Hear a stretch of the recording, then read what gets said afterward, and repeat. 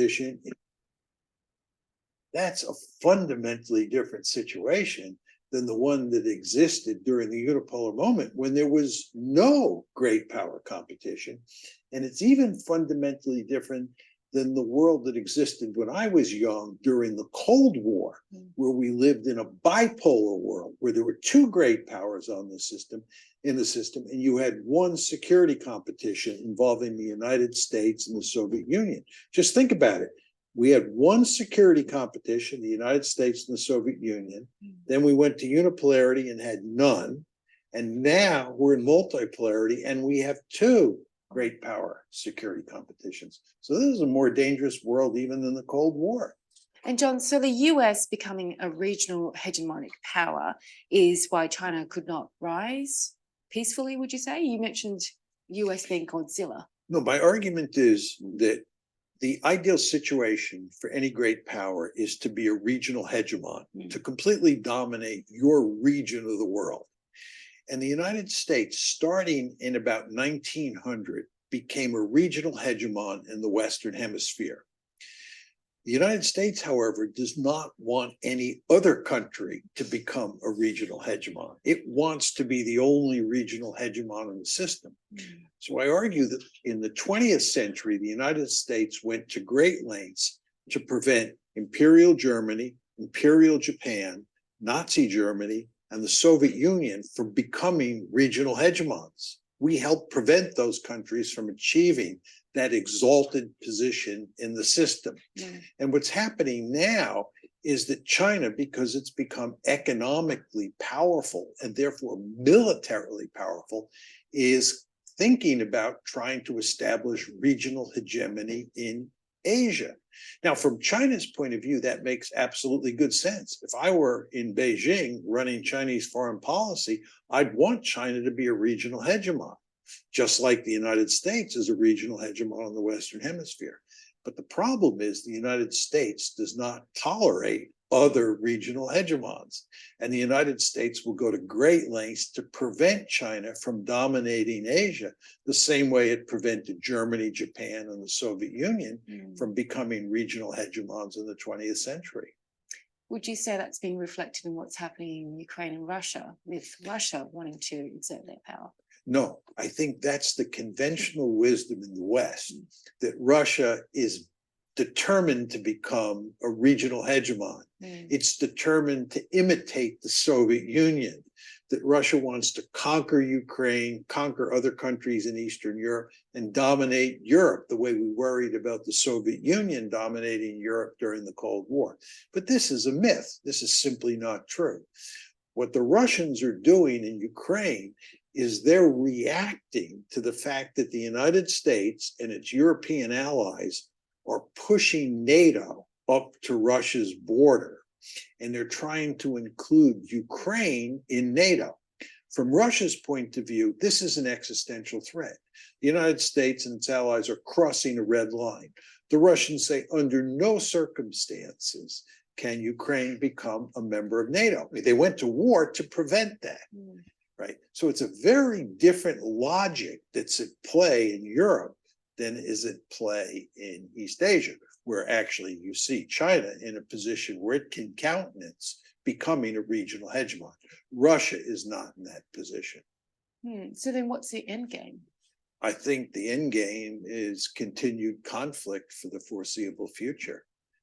I don't think that there's any meaningful solution, any meaningful peace agreement that the United States and its allies and Ukraine on one side and Russia on the other side can reach.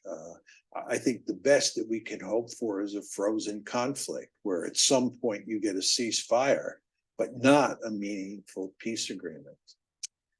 You mentioned during your talk about Ukraine having to become a neutral state in order for peace to exist. But how do we get there? We don't. No, my view on why you can't get a meaningful peace agreement is you can't get a settlement on territory. Right? Russia has conquered and annexed a large swath of territory in Ukraine, and the Russians are not going to give that back. So that's the first giant obstacle to a peace agreement.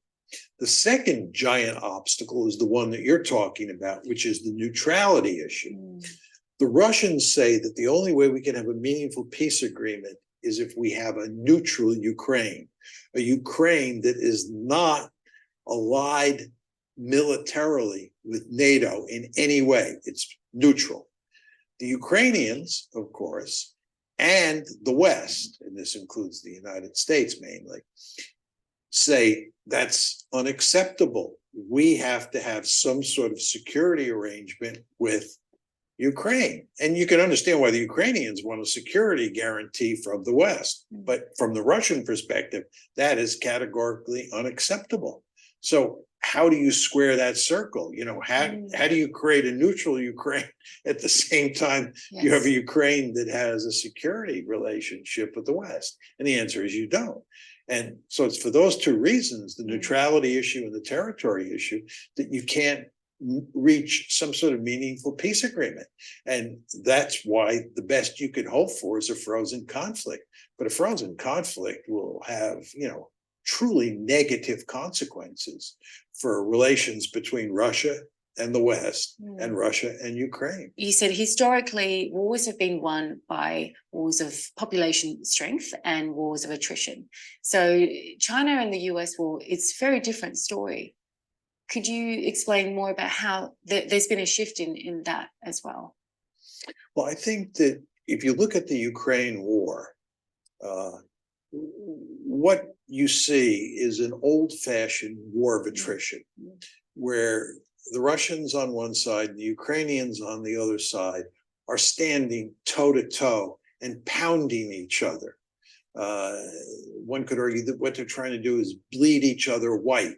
And the question is, which side will quit first? And in a war like that, what really matters is population size, because the number of soldiers you will have in each army is a function of the size of the population most of the time. And then what also matters is the balance of artillery, right? Because artillery is the principal weapon in a war of attrition. And the great advantage that the Russians have is they have a 5-to-1 advantage in population, and they have somewhere between a 5-to-1 and 10-to-1 advantage in artillery. So in a very important way, the Ukrainians are doomed in this conflict. A war involving the United States and China in East Asia would be of a fundamentally different nature, because it would not be a land war. It would not be a war fought on the Asian continent between big armies, similar to what you see in Ukraine. It would be a war over Taiwan, a war over the South China Sea, a war over the East China Sea. Naval assets and air assets would be much more important than the ground armies on both sides. So I don't think there's a close parallel between the two conflicts. But where I do see an important parallel and a disturbing parallel is that I think that if a war broke out between the United States and China, it would be, number one, very hard to shut down, just like the Ukraine-Russia war is very hard to shut down. And I think the best you could hope for in a US-China scenario where you had a war is a frozen conflict. In other words, you wouldn't get a genuine peace agreement, you get a frozen conflict. And the great danger there would be the same danger you get with a frozen conflict in Ukraine. Okay, hi everyone. And so we're already recording, so we are recording, just so you know. And today is our short class, and today is our short class. We are recording again, and so in our short class, we don't have much time to cover material. It goes really fast, of course, the time. And so you might have noticed that I sent out an announcement, or a link, I should say, for you to sign up for your conference sessions, to come to my office or meet me over Zoom to discuss your midterm papers. And your midterm paper first draft is due this coming Saturday morning, right? So at the end of this week. And No, we haven't done attendance yet. I'm going to do it in a second. Thank you for reminding me, because I do forget these things. So yeah, but just to remind you that you should sign up for a conference session during the midterm week. So in a couple weeks, starting a couple weeks from now, 2 weeks from now. And that will go Monday through Thursday morning. I have to do something Thursday and Friday, so I can't meet with you Thursday afternoon or Friday. So, but that shouldn't be a problem, I think. So, okay, so let's do then the attendance. And so we go to the, okay, I have to remind myself how to operate, of course, all of this this technology, and make sure you can see what I'm doing. So go back to Zoom, and then go back to, what did it do there? So stop share screen, I should say. Go to the, that's interesting. I thought it would just go back to here. I guess not. That's not what I want. Okay, so let me see if I can pull this up here. Okay, so now we go to screen share, and we go to here, and Cyber Campus, and to attendance. And so you can see the attendance. And here we are in week 6, and your attendance, smart attendance number is 443. 443 is your smart attendance number, 443. And so we go back to the Zoom, and we stop the share there. We go to make this bigger, and go to chat, and 443. 443 is your smart attendance number. Okay, 443. And okay, so you can do that now. And you know, I got this using the Zoom, they keep informing me of the new great things that are on Zoom, which I don't really need to know about right now, so I have to shut all that down. But okay, so our short class, and so we're now going to talk about the member states of the European Union. And again, you know, there's just so much to update in the textbook, because the textbook was written and published, sent to the publisher in the latest in 2021, right? That's when the writers in the textbook finished their chapters and sent the book to the publisher, and the publisher then published it last year. So it was probably finished sometime in 2021, before, of course, the monumentally important event of the Russian invasion of Ukraine, which John Mearsheimer, the professor you see from the University of Chicago, who was, or until recently it was, or it's maybe still is, the chairperson of the Department of Political Science at the University of Chicago. You know, he's describing a world that's fundamentally changing, has changed as a consequence of that war in a way, well, in a way similar to, for example, to the end of the Cold War, of that significance, that we're going to be an intense conflict in Europe for years to come. He's doubtful in his other commentaries about the likelihood that, for example, that a real genuine U.S. pivot to Asia is going to happen, because this conflict in Ukraine is going to go on and on and on. Even if there is a ceasefire, it's going to be a fragile ceasefire. It might not well last. It'll be an intense conflict. And so the U.S. is going to be preoccupied with that conflict in Ukraine. So he doesn't think that the Chinese are going to be likely to try to invade Taiwan, because he's saying because technology basically still makes a difference. And so the U.S. technological edge in a naval war and an air war, which would be fundamentally important in determining the outcome of an invasion of Taiwan, would be fundamentally important. And he doesn't think that the Chinese are likely to make that mistake of believing they have the military capability to take Taiwan. But anyway, that's one of his predictions. But in terms of talking about the impact of the nation states and the nation states in the European Union, of course, your chapter in your book was written summarizing the expansion of the European Union into 2013, with Croatia joining as the most recent new member of the European Union. And of course, after the book was written, now Croatia also joining the Eurozone in January of this year. So, you know, just 10 months ago, the Croats joined the Eurozone, and also the Schengen area, area where you can travel throughout those countries that belong to the Schengen area, named after the town in Schengen, I think in Luxembourg, that the countries of Europe, some in and some outside of the European Union, agreed that they would abolish visa requirements to travel within them among those countries, not including Bulgaria and Romania. Even though Bulgaria and Romania joined the European Union in 2007, they are not yet in the Schengen area. They're desperately trying to get in the Schengen area, but still, even though Bulgaria is in the European Union, if a Bulgarian citizen wants to travel to Germany, he or she, for example, or to Italy, for example, or to Belgium or to France, for example, he or she has to apply for a visa, even if he or she is only going for a few days as a tourist. You have to apply to the embassy of Belgium or the embassy of Germany in Sofia, Bulgaria, if you're a Bulgarian, to ask to get a visa put in your passport to allow you to come to Belgium and visit as a tourist. Even if you're only going to stay for a few days. So it's kind of humiliating, right, that these countries are still not in the Schengen area. And they're not in the Schengen area because Austria in particular is one country in the European Union that refuses to improve adding Bulgaria and Romania to the Schengen area, the Schengen visa area, the Schengen visa. It's called a Schengen visa because they believe that the Bulgarian government is not able to adequately control its borders in terms of checking who's coming in, what people are bringing in to prevent smuggling and so on.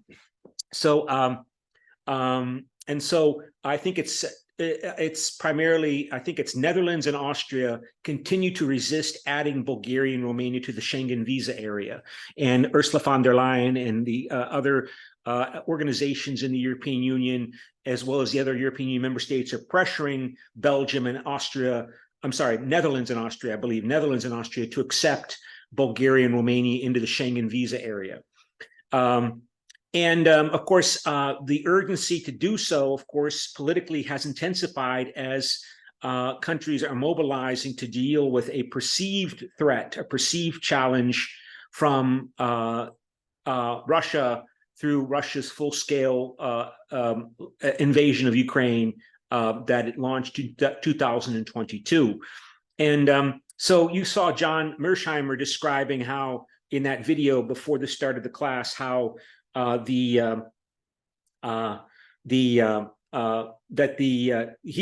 expects that it's going to be very difficult to get a ceasefire, that this war is going to last for a while. It's going to last for 2, maybe 3 years, maybe longer. And even if a ceasefire is gotten, like in the Korean conflict, that it's not likely to last because the Ukrainians want to take back their territory and the Russians probably want more territory. They certainly are not going to surrender what they've conquered. And of course, the role of nationalism in all of this is very important because, including in the European Union member states, because the European Union member states are particularly the biggest states are nation states, And we've been talking a lot about nation states, and nation states are different from non-nation states. Non-nation states include Belgium is not a nation state because it's a multi-ethnic state. The post-colonial states in Africa and Asia are not nation states compared to, for example, the nation states of Japan, Norway, Poland, France, Germany, United States, immigrant societies in Western Hemisphere, that they are also tend to be nation states. And this is really important because, again, if the European Union is a peace strategy, well, then what is the main challenge that European integration faces in terms of bringing about peace in Europe? And that includes the challenge of nationalism. And nation states are more prone to demonstrate nationalistic behavior than non-nation states. So when I say that, and we've talked about this before, right? We talked about, let's see if I can go back to see if I can go here. And let me see here. I've got to go here and I've got to open up the file again. So just a second while I open up my European Union files. And we've been talking about what is the checklist for identifying a nation. So there we open up the file, then I go to stop share, and then I go screen share to this.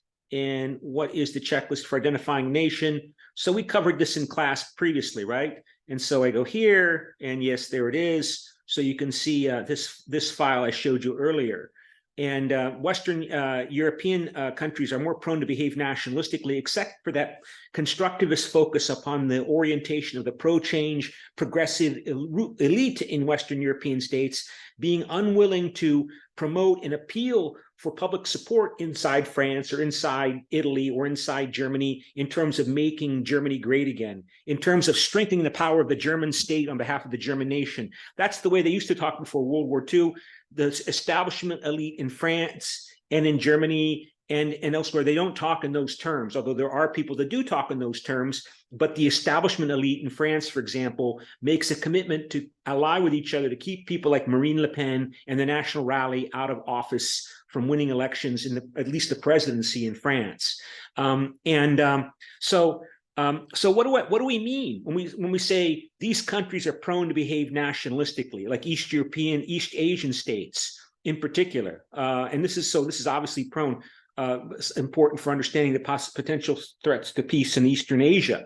Also, Eastern European states, right? Returning to Europe, we need to make these changes in Romania and Bulgaria and Poland in order to for Poland to return to Europe and make Poland a proud European state. That kind of language is, advocating reform and change within the society in terms of the power and prestige and sovereignty of the nation through its state, right? And so what do we mean when we talk about this predisposition to behave nationalistically, right? What do we mean by that?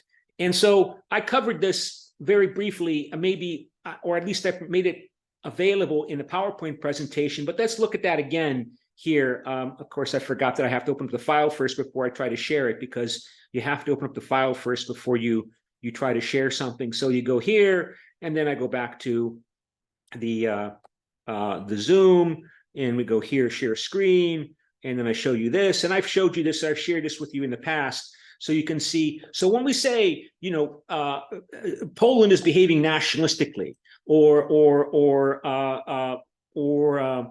France may behave nationalistically, or Britain is nationalistic. What do we mean? What do we mean? Okay, this is what we mean, right? In terms of predisposition to behave nationalistically, a country that is behaving nationalistic, what is nationalistic behavior? Well, here it is. This applies to Germany, this applies to Japan. Nation states, right, will show a stronger inclination and also core communities aspiring to nationhood, right, will show a stronger relative inclination to see a threat from others outside the country, other countries, other states, and a greater tendency to see the threatener in stereotypical terms, and would show a high degree of simplification. So you see an evil empire. If you're the United States, you see an evil empire from the Soviet Union. Or if you're an aspiring core community aspiring to nationhood, you're an intense Ukrainian nationalist who's willing to fight and die for Ukraine today, you see Russia as evil. Russia is not just a problem. Russia is a cartoon figure, right? Russia is well, they're described as orcs. Like, again, the Ukrainian patriot nationalists describe the Russians. One of the terms they use in the BBC monitoring service that I come across every day when I read the BBC monitoring service every day is, every once in a while they'll describe the Russians as orcs, like from Lord of the Rings, right? So Putin is like Sauron. I mean, they're evil. They're not just, adversaries, enemies. They're not even human beings in terms of the stereotypical description of how horrible these people are, or the way the Americans describe the Soviet Union as an evil empire, right? Or if you're Adolf Hitler, you see a tremendous opportunity as well, but we'll come to that later. Secondly, a greater likelihood exists that the leaders of a nation state will advance and consider seriously the option to expand state influence at the expense of other actors. So in other words, to be focused on that as a foreign policy motivation. Aside from the economic interests, making more money for your country, national security, national defense, the idea of expanding the power of the state for your nation is itself a motivation, and that comes at the expense of other states. That's something that you're going to see nation states over time show a predisposition to have that as its actual foreign policy motivation. Right? Not just as an instrumental means to get more money or to get military advantage, just to advance the power of Poland, or the power, the influence of France, or of China, or of Russia in the world, right? Also to go on here, 3, a greater tendency will exist among the publics of nation states, like, again, Poland, Russia, and the aspiring nation of Ukraine to show a motivational preoccupation with the objective of ingathering of communities. This is called irredentism, right? If part of your nation, your perceived nation, is outside of the borders of your state, you want to bring it into your nation, which might means taking it from Ukraine if you're Russia. That those eastern provinces of Ukraine, those are Russian territory that the communists wrongfully took away 100 years ago, and we want them back.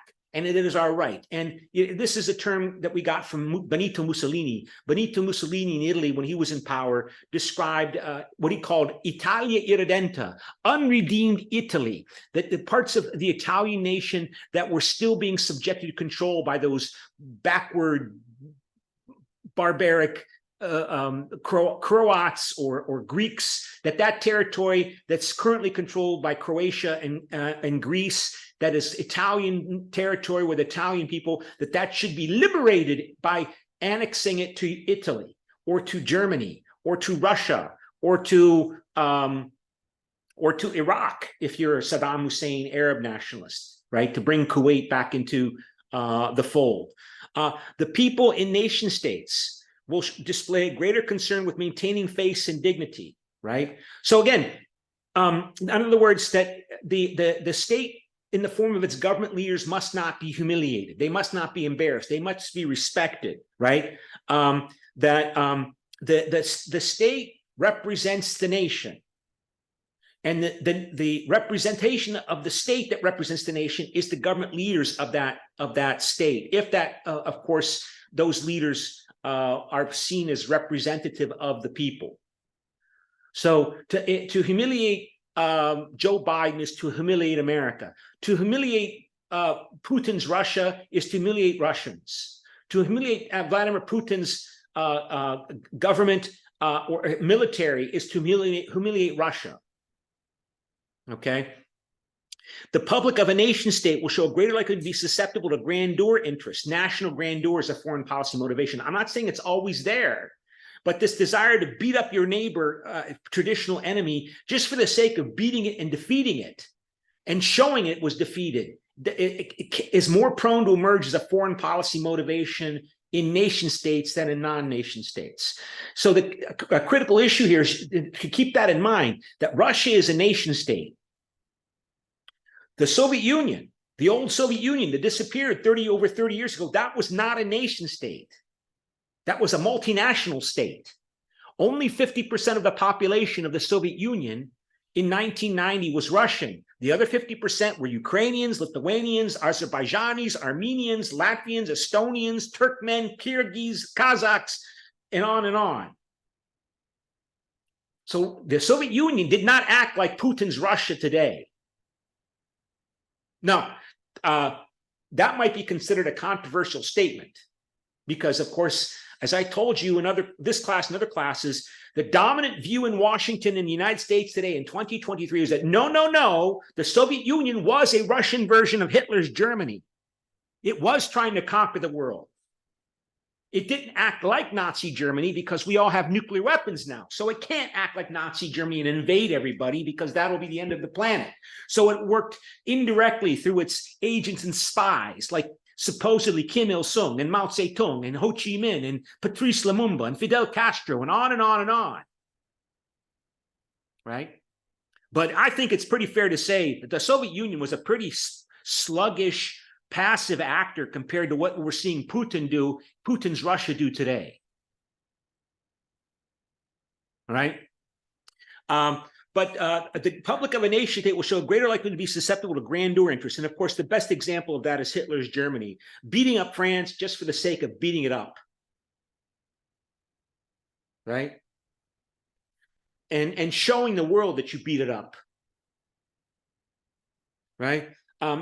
Sixth, in order to enhance the power of the state, effective appeals by state leaders to the citizenry to make sacrifices may occur, and leaders of nation states will show greater effectiveness in their appeals in this regard. So nation states compared to non-nation states will be more able to mobilize their people to make sacrifices to fight wars, to make sacrifices to build up their military, to pay lots of money that they could be using to buy apartments and cars and consumer products to pay that money in taxes to build up a bigger military, to give up their sons and brothers and fathers and now their daughters and sisters to join a military and maybe fight and die, right?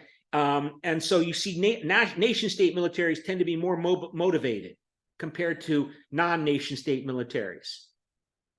And the commitment of the military to the defense of the state will be more intense compared to non-nation states, because all of this is comparative. And the citizenry of a nation state will demonstrate a greater likelihood to grant state leaders a greater decisional latitude in defending state interests.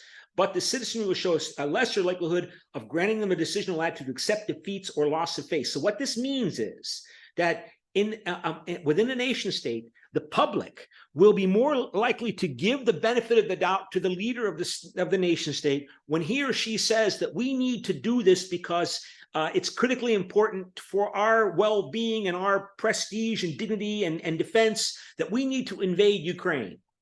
We need to do that, right? But once you get in, it gets really, really politically difficult for those leaders to be able to pull the country out of that intervention because then you look like you lost, right? So the people of a nation state will be more likely to support, or accept a leader's argument to them and appeal to them that we need to go to fight in Korea or fight in Vietnam during the Cold War in the case of the United States. But then, or in Afghanistan in 2001 and 2002, but then getting out of Afghanistan becomes incredibly difficult because if you're a leader, you don't want to look like you lost the war. People take it very personally when their country loses a war, particularly if they're nationalistic people. They don't want to, if their nation appears to lose, they feel like they personally lost. They feel humiliated as Americans or as Russians or as pick your case. So again, it took 20 years for the Americans to get out of Afghanistan. And I don't know if Joe Biden's going to survive from that. When he left 2 years ago from Afghanistan and the Afghan client regime that the U.S. installed just disappeared, collapsed even before the Americans could get out. Right? So this is the challenge to peace in Europe, because the big powerful countries in Europe are nation states historically. France, Germany, Italy, Russia, Britain, England, these are nation states. So they have a predisposition compared to, for example, the old Soviet Union or the old Yugoslavia to act in this way. So how do you create a political arrangement inside these European states so that this kind of behavior is de-incentivized, worked against? Okay, so they focus on economic integration, right? That these countries that are nationalistic, they will sacrifice big money if necessary to defend the well-being and sovereignty of the nation. You're seeing that right now with Russia, right? Russia sold almost $500 billion, $450 billion a year in oil and gas to Western Europe, to Europe, before the Ukraine war began in 2022. The big escalation began in 2022. They're sacrificing all of that. Now, of course, they're selling other oil and gas to China and Russia and China and India, but still, I mean, they're paying a big economic price for this. And you see that nation states during a time of perceived crisis, whether it's correctly or incorrectly perceived, they will make big economic sacrifices. Despite the hope that economic interdependency and interrelationships will bind them to peace. So this is the challenge to peace in Europe from the European nation states. So that's the context to cover this. Now, I know this is our short class, and it's so difficult to find the time to do these things because we're already 25 minutes into the class. So I want to update the book a little bit. Again, the prevailing dominant view, not the only view, but the one that dominates in Washington and in Brussels today, is that the Soviet Union was a Russian version of Nazi Germany, and that Vladimir Putin wants to reestablish a Russian imperial power capability, imperial power influence over the old Soviet territories and maybe beyond into the former East European states that were part of the Warsaw Pact. That's not my view. That's not John Mearsheimer's view.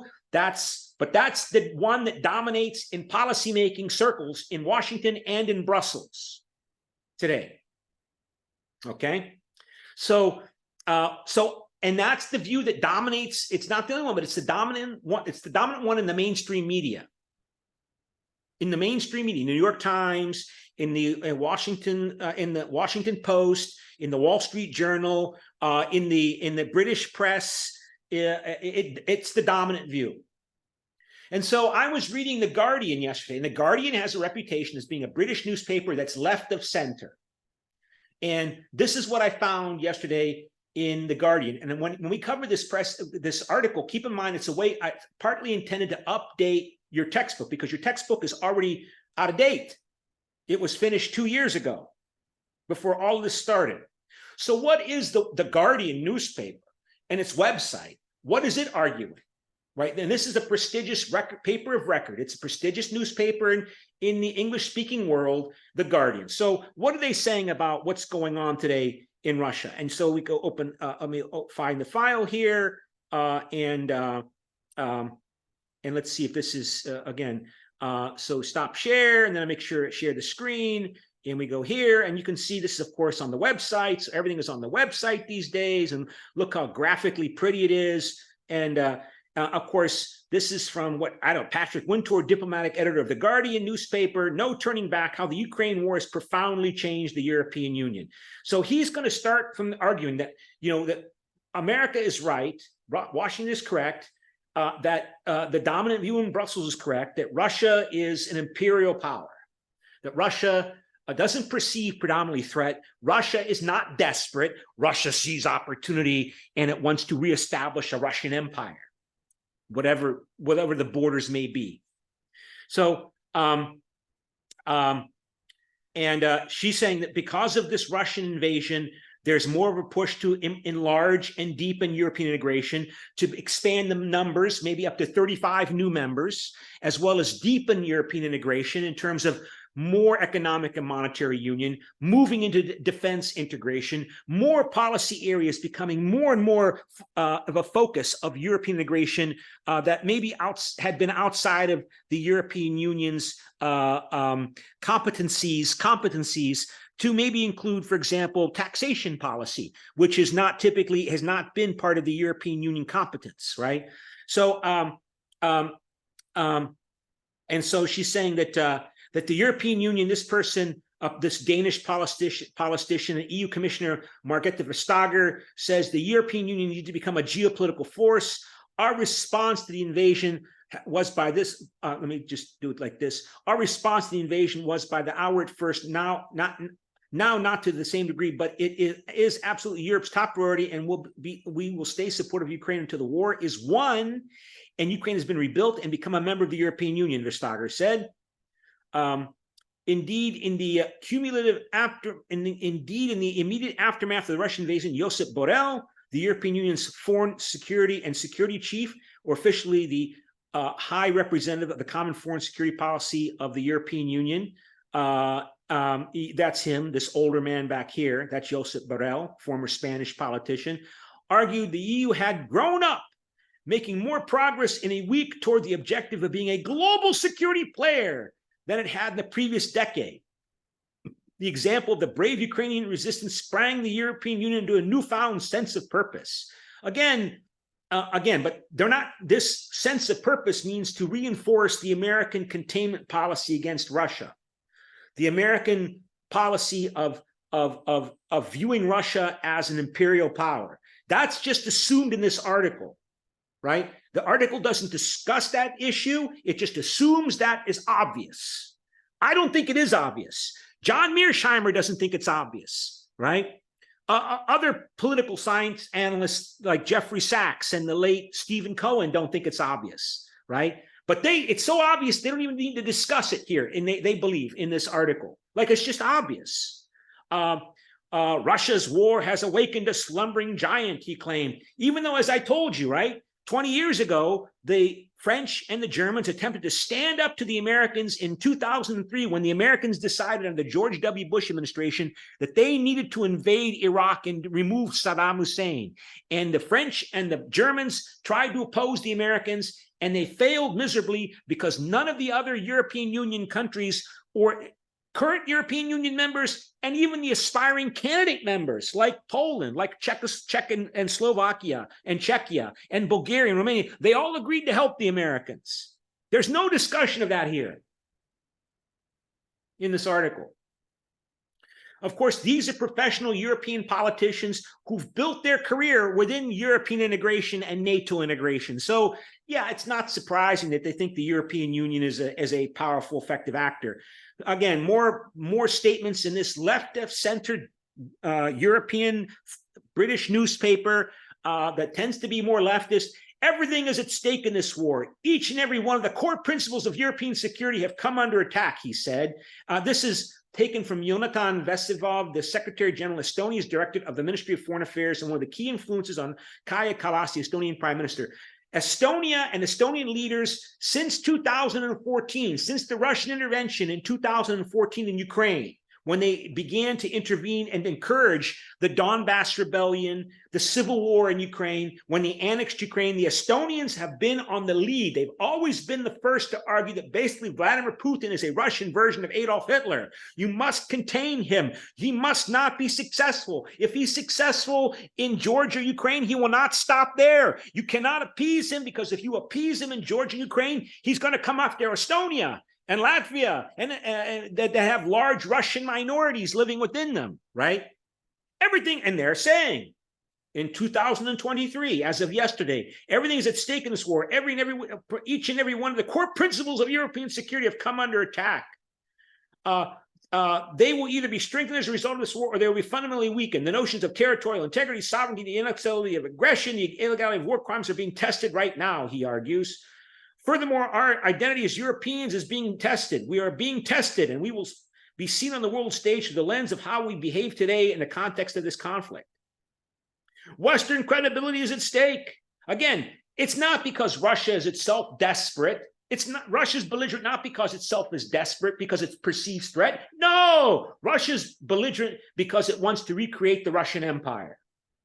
And so you can't let them do that. You can't then conquer Ukrainian people, and then Estonian people, and then Latvian people, and then Kazakh people, and then Turkmen people, and recreate the old Russian Empire. No! That's the assumption of this article, and that's the assumption of this Guardian journalist, right? Western credibility is at stake, which depends not just on the things that we say, not just things we do, but primarily on the results we get. The results matter. We might as well do the right things and say the right things. If we fail, we fail. In an effort not to fail, the EU activated its temporary protecting directive for the first time in history, giving more than 5.3 million Ukrainians the right to residence. Okay, I don't know where that protection directive is located. Is that in the Lisbon Treaty? I didn't check. Right. So again, but he's saying for the first time, the European Union has activated its temporary protection directive to give more than 5 million Ukrainians the right to stay in residence in the European Union. As they flee the war in Ukraine, they've been going to the European Union countries. Some more than, it was over 8 million Ukrainians left Ukraine. Some went back, but there's still 5.3 million Ukrainians living as refugees in the European Union legally.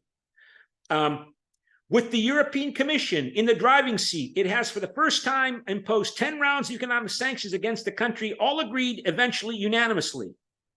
So eventually they got the Hungarians and other countries to agree to put the sanctions on Russia. National sanctions enforcement is now even become an EU competence. So supposedly national sanctions enforcement is now under the direction of the European Union, not the member states, the European Union itself. The bloc has provided military assistance to Ukraine, the first time that European institutions have directly provided military assistance, including lethal aid, military aid, to a state, on top of finally ending their resistance to getting involved militarily in support of a third state at war. And again, how were they building upon processes that began under the pandemic, right? Because as we talked about in previous classes, the European Union works incrementally, responds incrementally to crises by building upon what it already created that might have been already created in previous crises. So like the pandemic, right? At the same time, the European economic supply chains, and not just energy, are being systematically protected. A process that started with the pandemic, right? In responding to, we have to work to develop our economic supply chains to provide critical national resources in times of crisis, like, for example, masks for, dealing with COVID-19, or vaccines, or ventilators, right? All that discussion came up during the pandemic because the Americans and the Europeans found out that most of the world's masks for dealing with viruses were being made in China, right? So you couldn't get them because the Chinese were keeping them for China, because China was also facing the pandemic. So we need to change the supply chains to provide our countries with critical resources. Again, and that was thinking that really got a big boost during the pandemic. It's got an even bigger, much bigger boost in response to the Russian full-scale invasion in February last year.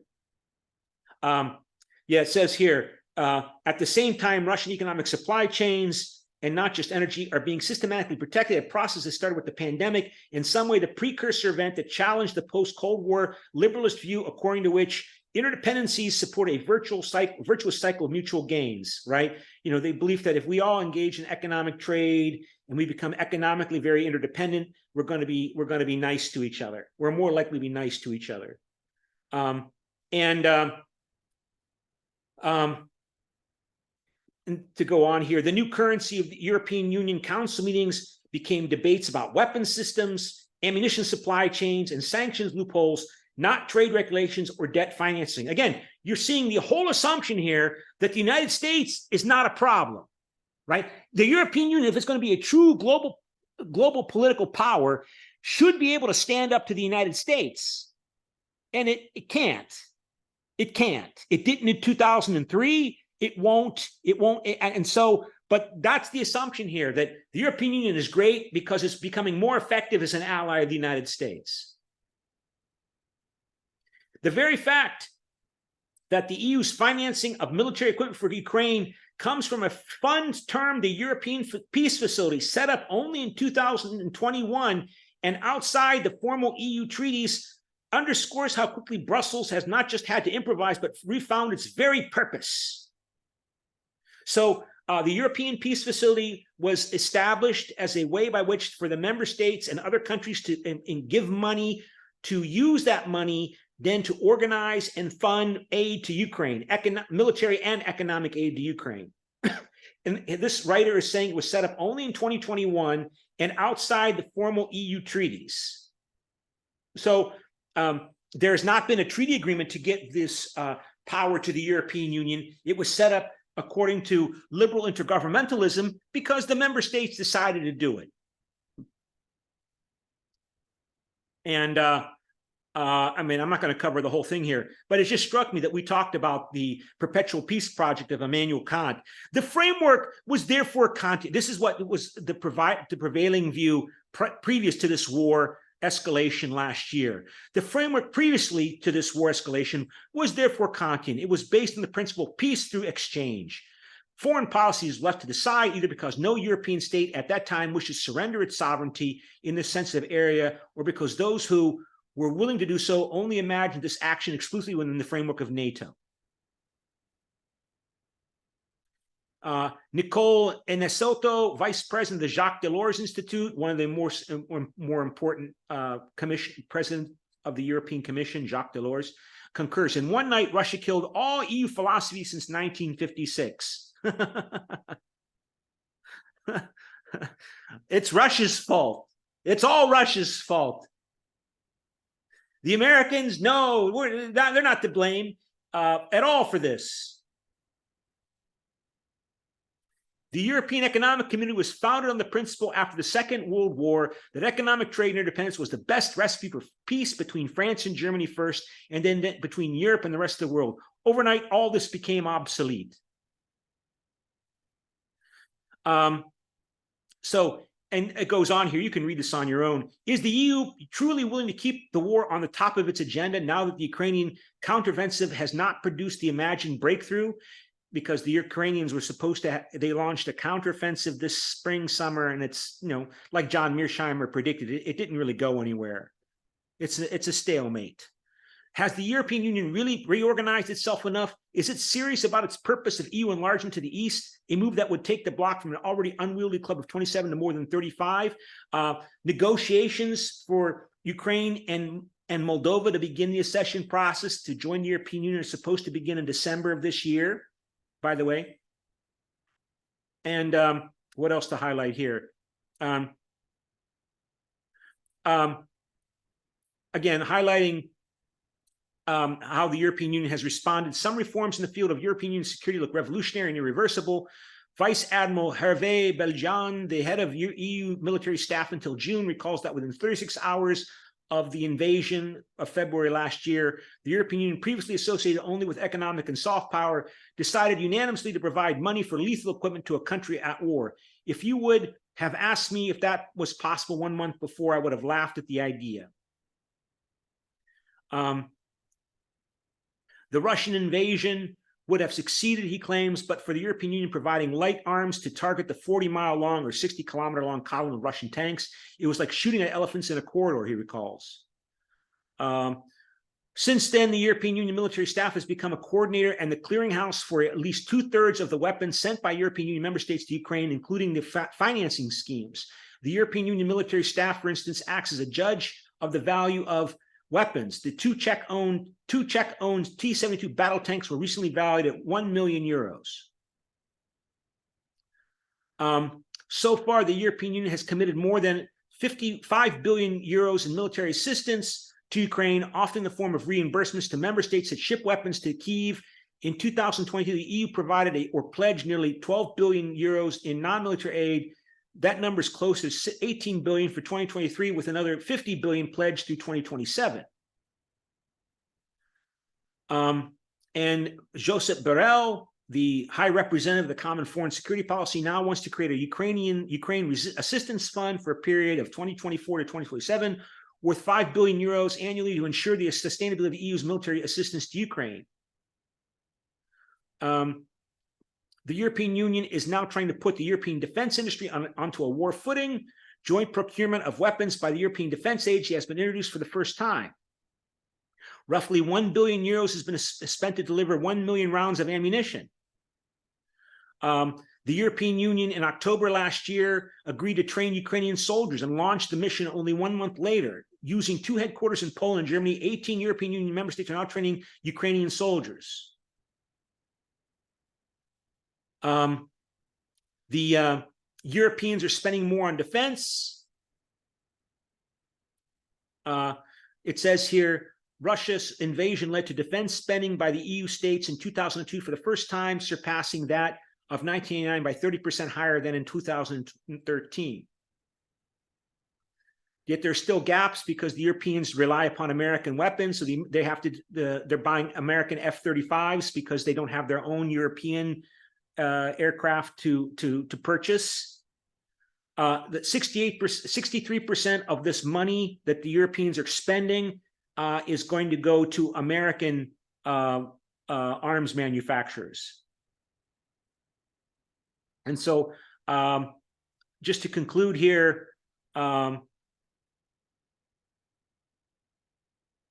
yeah, they referenced that speech I showed you that Emmanuel Macron made at the end of May in Slovakia, in Bratislava, right? Where he pointed, Paris under Emmanuel Macron highlighted the fears of imperialism among the East European states, which are a main reason why, for example, he said in that speech, because they don't reference these facts in this report that I'm showing you now. I showed it to you earlier, right? Emmanuel Macron was talking to the East European countries saying, I know why you didn't agree to support us 20 years ago, because you believe you wanted America. You needed to be on America's side against Russia. in 2003, 20 years ago. So you were not willing to disregard the American requests for help to invade Iraq in 2003 because you needed America against Russia. So he said in that speech, he understood that, but then he also said, but we still have to strengthen the European autonomous strategic autonomy, our autonomous military capability, because maybe Donald Trump might come back into power.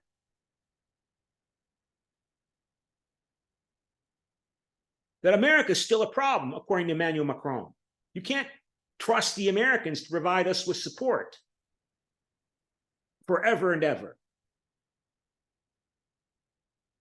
And of course, bringing Ukraine into EU would be bringing in a very pro-Western, pro-NATO, pro-European Union country, which would be great, including for France. So again, the interests of the member states of the European Union are important here. So over the summer, this summer, right, the European Council President Charles Michel claimed the European Union could be ready to enlarge by 2030, so 7 years from now. But a trailblazing report from semi-official Franco-German group of 12 experts also showed how much the European Union will need to transform internally if it is to function as a group of 35 or so, and how much success will rest on flexibility. It imagines the European Union operating as 4 distinct tiers of integration, although the national veto would be eradicated. So in other words, you would not have requirement of unanimity. Opt-outs would be allowed. Means would have to be found to sanction a major increase in the EU budget and to entrench the rule of law, whatever that means. I guess enforcing states to enact their obligations, for example, the way Poland and Slovakia and Hungary have refused to allow or resisted to allow Ukrainian grain shipments. How do you make them enact their requirements, right? That they already supposedly agreed to under the European Union treaties, that they're supposed to follow the rule of law, which we all agree, these are the rules, you're supposed to follow the rules, right? Powerful interest groups would have to be persuaded. The 2 biggest areas of the EU budget are common agricultural policy, that is supporting the farmers of the European Union, and cohesion, or that is regional economic development spending, right? Transferring money from the richer areas of the European Union to the poorer areas. So that's in total, both the common agricultural policy and cohesion are about 150 billion euros a year total, or about 800 billion euros over 7 years for both, right? Which together account for 62% of the EU's 7-year budget, or about $370 billion each for common agricultural policy and cohesion policy. So those are the 2 main establishment policies of the European Union before this war in Ukraine escalated. It's the common agricultural policy to support European farmers, and the economic development of the poor regions, the so-called European cohesion policies, to uplift the poorest areas of the European Union so that there's more equality between the rich and the poor, which supposedly it makes for stronger political cohesion throughout the European Union by equalizing or reducing the disparity between the rich and the poor. And so Poland, have benefited a great deal from these cohesion and common agricultural policies. I mean, Poland is now up to, I heard last week that the average Polish per capita income, gross domestic product income, is now at 80% of the average of the European Union. 20 years ago, it was at 50%. So in 20 years, 19 years, I should say, since 2004, when Poland joined the European Union, it's gone from 50% average gross domestic product per capita income. When you divide the gross domestic product of Poland by the population size, Poland was at half the EU average. Now it's 80%, and that's due to the growth of the Polish economy, encouraged by the common agricultural policy and the cohesion policy, right? So Poland has benefited tremendously from European Union's economic interest and economic development, but Poland is still really nationalistic. It's even more nationalistic because of the rapid pace of change. Nationalism and nationalistic behavior appears when there's more and more rapid change happening in society, and people respond by becoming more in-group focused versus out-group focused oriented. It happens among particularly nation states. If Ukraine comes into the European Union, it's a poor country, so all of that cap and agricultural, so most of that common agricultural policy money and cohesion money will have to shift from poor countries like Poland and Bulgaria and Romania to go to Moldova and Ukraine. Can the European Union agree to that? Because those countries are poor, much poorer than Poland and Czech Republic and Slovakia. But they did it before. When Poland came in, Spain and Ireland lost lots of money because it was shifted from Ireland and Spain to Poland. Well, they did it before. Maybe they'll do it again. You understand?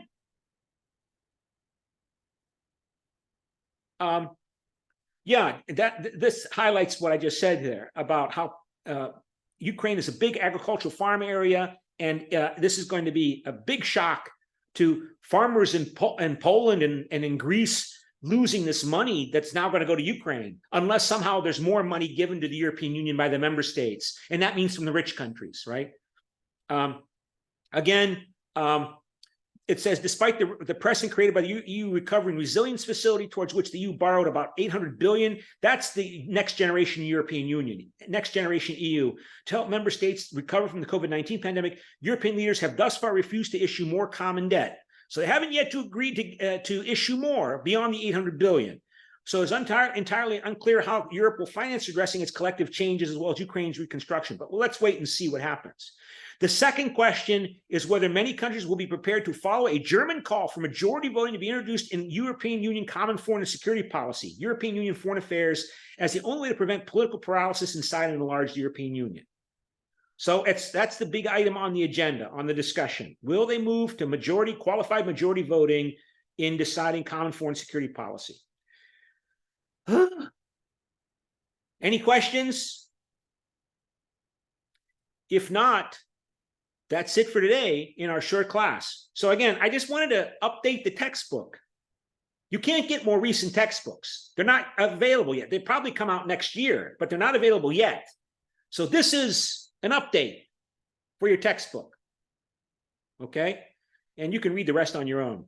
So that's it for now, and I'll see you in class on Friday. Bye.